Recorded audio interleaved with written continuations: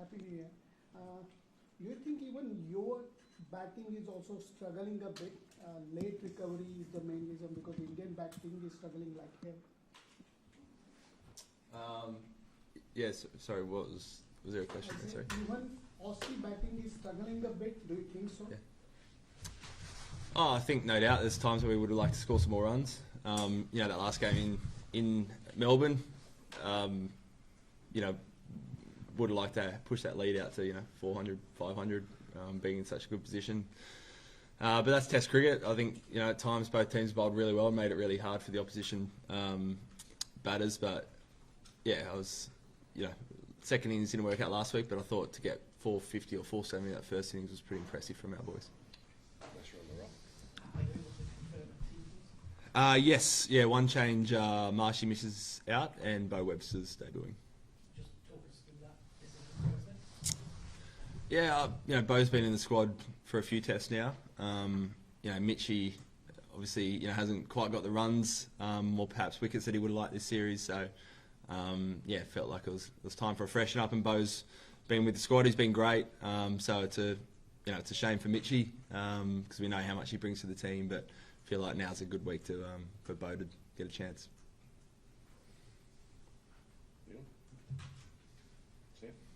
Pat, it's obviously a tough conversation to have with Mitch as well. How did he take the years and what did he say about it? Signing more of us and getting He totally understanding. I think his words were, didn't not necessarily blindsided. He knows he hasn't scored the runs or wickets that he would have liked, so that makes you vulnerable. Really excited for Bo. That's he's first thing he said. I can't wait to see Bo go out there and give it a crack. I think particularly here in Australia, I think when a batter misses out or gets dropped, it's always seen as a big thing, but it's not the case. The way that Ronnie and the selectors and myself look at it is we love pulling a squad of players together who we think we can call on at different times, and we thought the time was right for Mitchie to have a freshen up and miss this one, but it doesn't mean that he won't be back in that team at some point. Just on Bo, how much of it has to do with the fifth bowling option and you wanting that fifth bowler to bowl more overs, and what does he offer to you, with both his medium pace and his spin? Yeah, that was definitely a factor.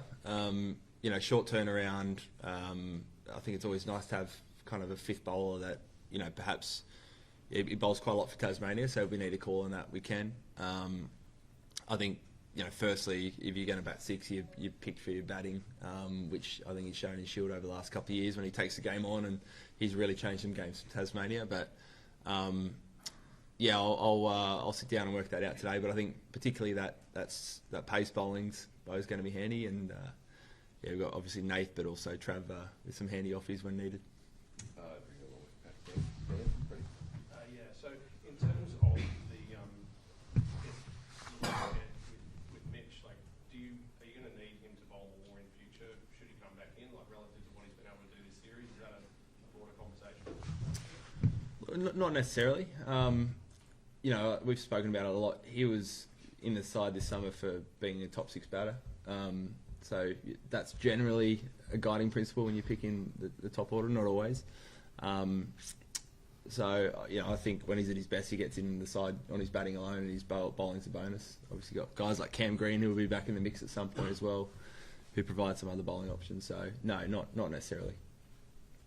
Pat, yourself and Mitch Stark have bowled a lot of overs in this entire tour. As pace bowling what has been your routine off the field when you are recovering the recovery process? If you can take us through that.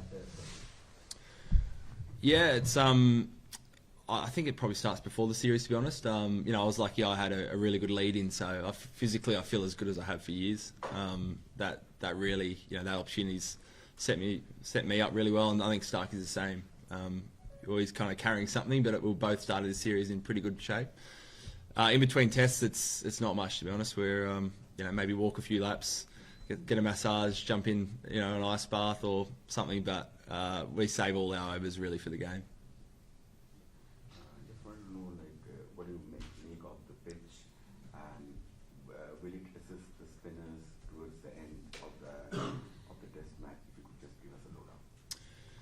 It's a tough one to know exactly. It's a little bit different to kind of the traditional SCG. I think two Shield wickets this year seemed like they played really well.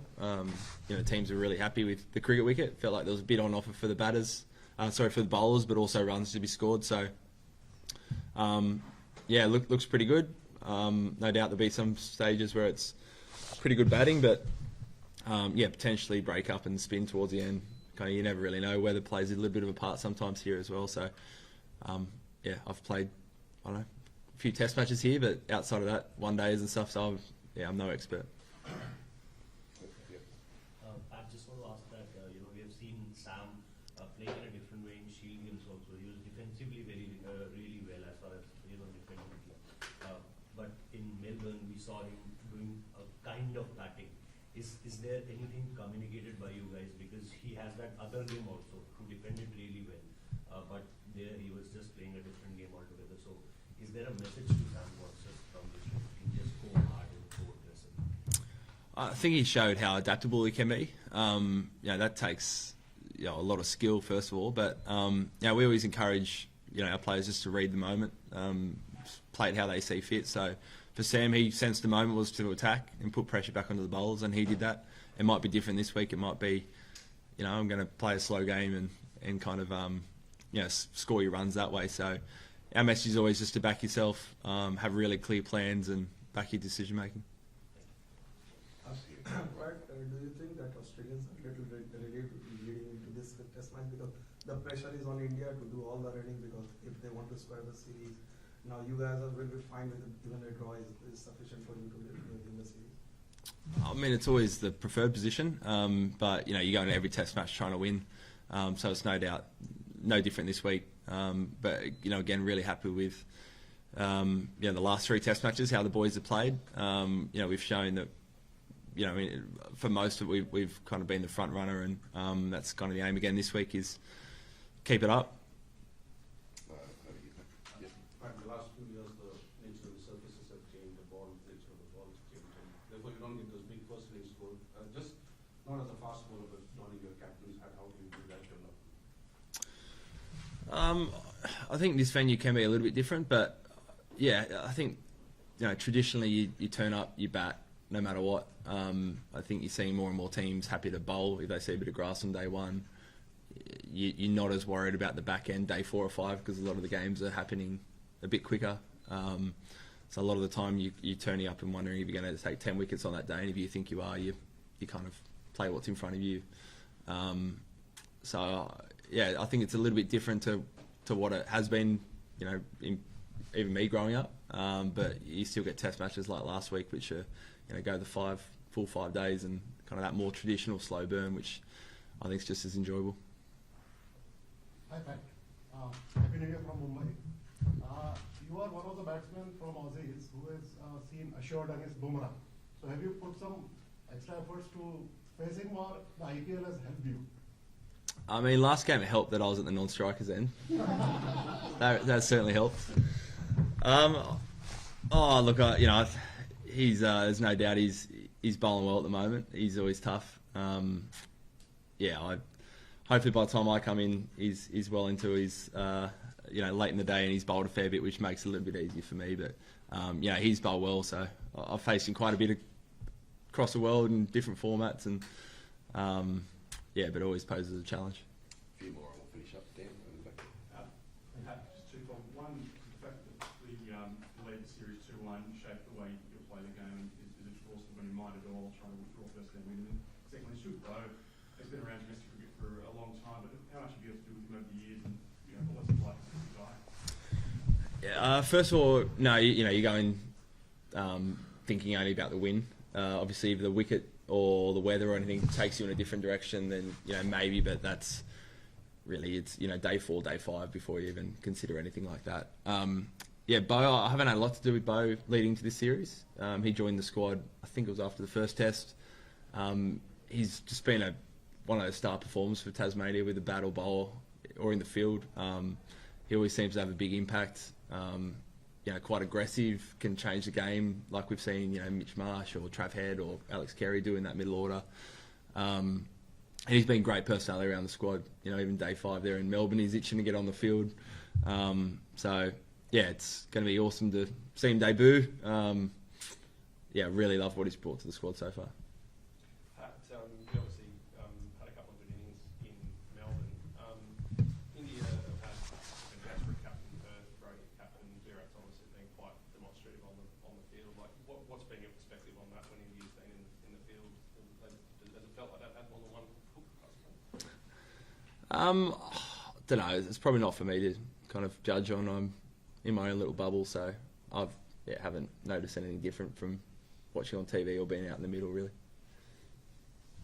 No, we'll go back over here. There's been a few waiting, so we're going to finish off, guys. And then You spoke after the Melbourne test about Mitchell Stark's toughness, which is, you know, him playing this test, I guess, is testament to that. I was just wondering, you've played with him for a long time. You know, he's closing in on 100 tests and 400 wickets. Like, what's his greatest attribute as a bowler, and, you know, how have you seen him sort of evolve from when you were a young player to now?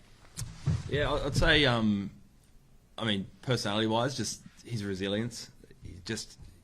He's bowled 145 kilometres for 15 years now, it seems like, and a lot of overs. And you just don't do that without always dealing with different niggles or setbacks, and he just grits his teeth and gets on with it. He's the one player who just refuses ever to talk about being rested or rotated. You know, he just wants to go out there and play for Australia, even if, you know, he's had some quiet games in the past and people are out to get him or whatever. He's still just he just wants to turn up and play. So I just have huge admiration for him from that point of view. As a bowler, you know, I think he's adapted a lot. You know, particularly in the last, say, 5 years. He's now got a wobble seam. He uses his bounces quite well.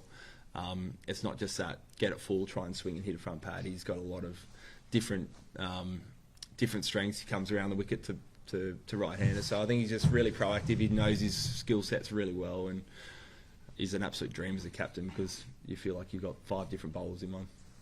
sorry, so you did have your hand up earlier, yes. So I just wanted to ask about your batting. A couple of years back, you had publicly said that you're caught between the T20 and the Test ongoing. So what did you do to change? And just not, you did the great knock in Ashes, the World Cup semi-final in India, and here, of course. So how important is batting for Pat Cummins, the captain? Yeah, it's something I've always put a lot of effort into. I'll be first to admit you never quite know what you're going to get with my batting. I think for a while there I was so worried about being like perfect and not getting out that you know, in some ways you're kind of batting with your hands tied behind your back.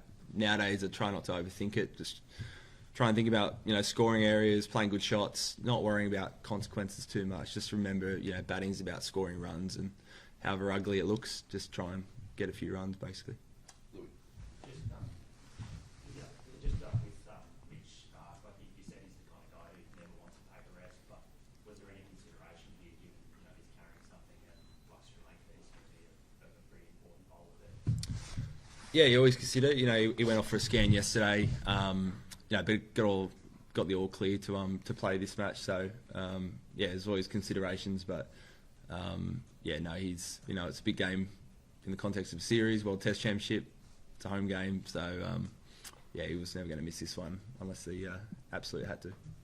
Thanks, everyone. Thank you. Thank you. Thank you. Happy New Year.